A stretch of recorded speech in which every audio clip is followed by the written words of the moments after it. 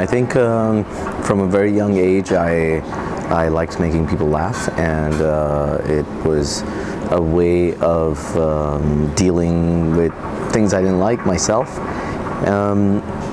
But mostly in terms of professional comedy, it was just this, especially stand-up, was this uninhibited art form of just being very open and expressing yourself. So I think that was quite appealing to me, challenging as well, because I was a very reserved and shy kid. About 8 years now. I've been doing comedy for about 8 years.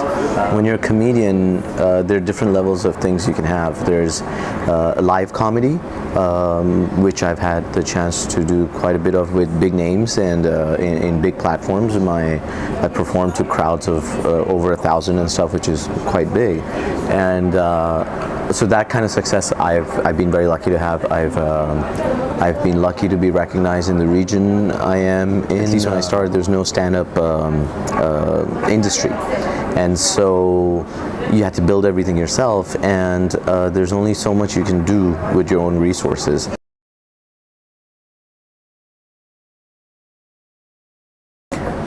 I was bored in my corporate work life.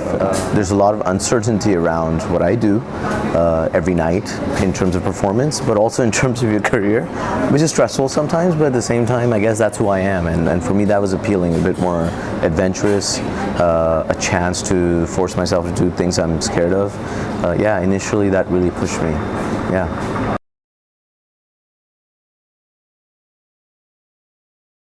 Quite a lot, really. No, well, it's a small industry, so whatever you do has been put in. I'll say one thing, like I put in a lot of work here in terms of doing open mics, teaching stand-up, helping younger stand-up comics with careers, not just material and performance, but how to establish themselves. Dubai has given me back a lot too, so this place has helped me.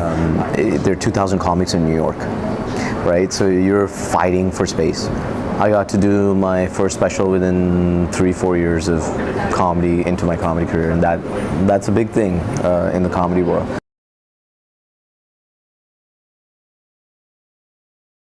When we formed Dubai Laughing, it was like I said, there was no industry.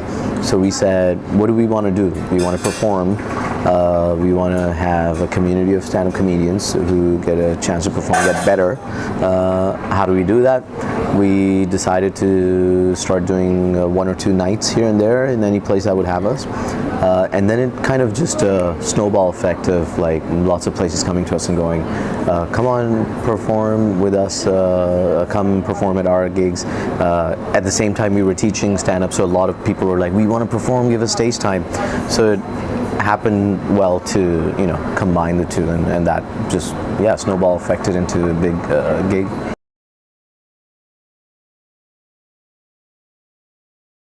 Any place in the world, people need to develop, right? People need to talk about the issues we have. I believe stand-up and improv give you a really nice place in that to laugh at a lot of your issues. And if we didn't have that, we'd all go a little crazy. So for me, things like stand-up and improv give you a chance to let off some steam.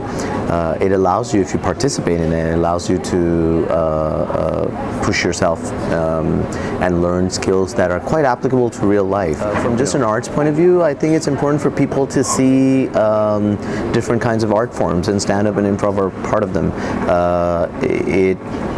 The enriching factor of arts is a hallmark of a good society. For me, if you don't have arts to challenge perceptions and to force you to think, then we'll have people who are robots, and we're emotional creatures, so we need that kind of stuff.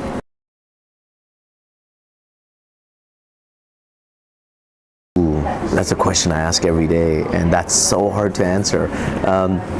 I think safe to say at this point in my life, I can say one of the things I'll probably still be in is some form of comedy production, whether it's shows, whether it's performing myself, or even if it's a different kind of platform, but a comedy take on it. Even if I become a cartoonist, if it's print, a sketch video writer, if it's video, an internet meme writer, whatever it is, some form of comedy will always be part of my life in whatever thing I go.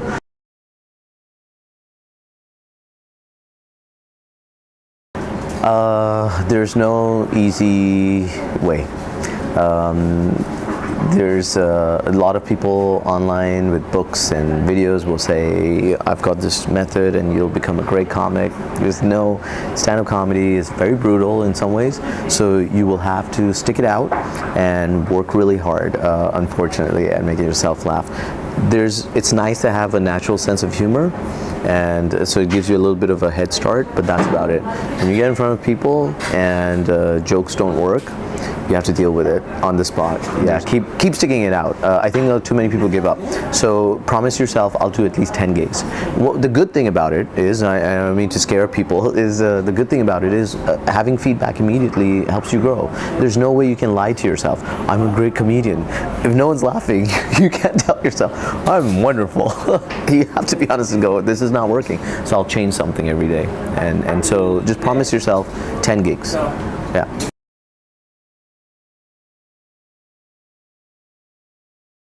Dubai's a very open place. I mean, we had a comedy festival happen here in the region, which was amazing.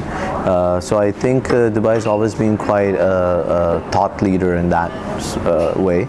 A lot of local people here have invested into the arts, like the Al Sirkal Avenue, the Courtyard Playhouse are some of the places where people here have been investing into art form.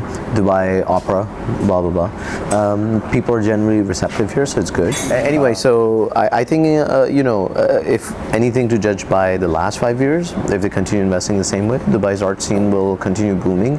It is attracting more and more people from everywhere. I get a lot of calls from comics that are flying through and want to perform here.